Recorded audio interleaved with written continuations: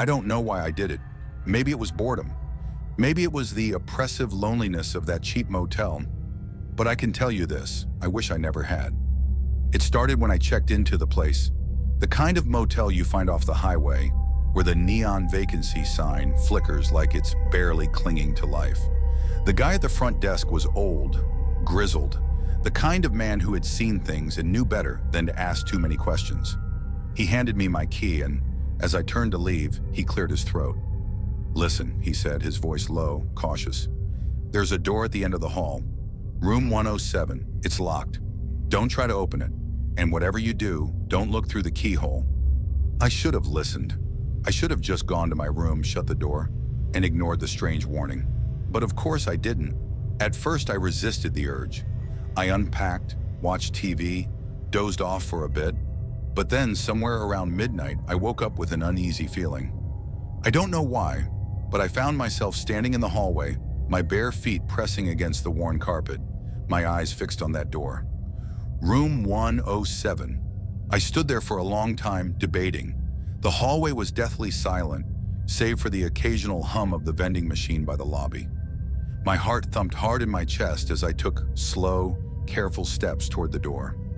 I placed my hand on the knob. Locked. Just as the old man had said. I should have turned back then, but instead I crouched down and pressed my eye to the keyhole. At first I saw nothing, just darkness.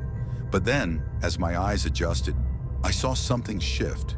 Red, a deep, wet crimson, an eye, a bloodshot, unblinking eye staring back at me. I stumbled back so fast I nearly fell. My breath hitched and a cold shudder ran down my spine. My rational mind tried to tell me it was a trick of the light, but deep down I knew better. Something was inside that room. I ran back to my own room, locked the door, and lay awake in bed until morning, heart pounding in my ears. Every creak of the floorboards outside my room sent me into a fresh wave of panic. I tried to convince myself it was just another guest, but deep down, I knew better. Something was moving in that hallway. When the first rays of light bled through the thin motel curtains, I finally felt brave enough to check again. Room 107's door was open, not just unlocked, wide open. I stood there frozen, staring into the empty room. And that's exactly what it was. Empty, no furniture, no bed, no signs that anyone had ever been in there. Just bare, peeling walls and a dust-covered floor. A cold draft drifted out from inside, carrying the scent of something old, something decayed. But it wasn't just that. The keyhole was still there, and I swear in the dim light I could see the faintest smudge, like a greasy imprint of a face that had been pressed up against it from the inside. I left without checking out, drove as fast as I could, didn't look back. But that night, as I lay in my own bed, in my own apartment, miles away from that motel, I swear I felt it. Something watching me, a presence lingering in the dark corners of my room.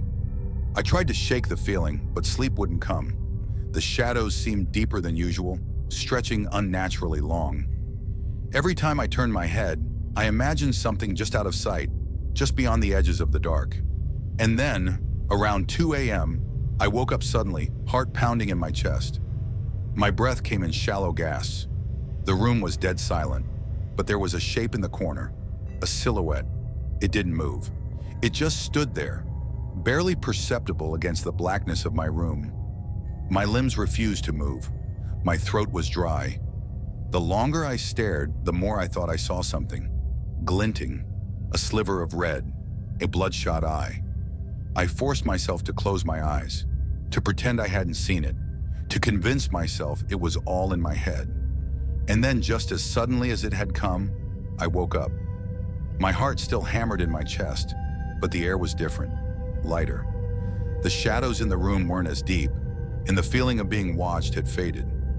I sat up, pressing my hands against my face, trying to shake off the lingering horror of the dream. It was just a nightmare, a cruel, twisted nightmare.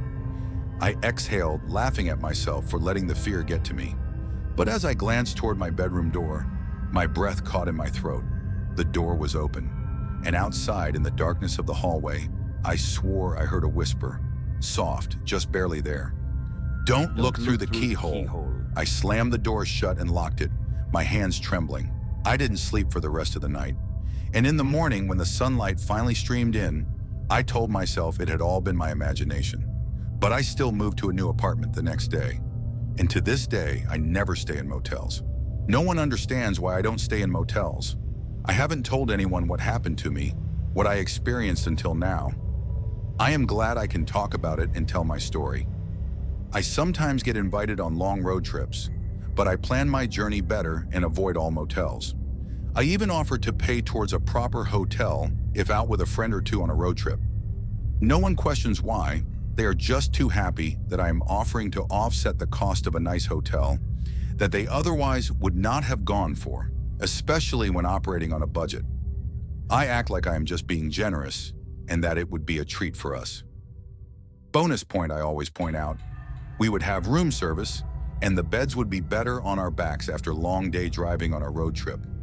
When we drive past motels, I sometimes avoid looking at them, especially the more ominous ones, or I find myself just staring at them as we drive past. Thankfully, I am never the one behind the wheel when this happens. I keep having the feeling something is trying to draw me back to that motel and it is reaching out to me.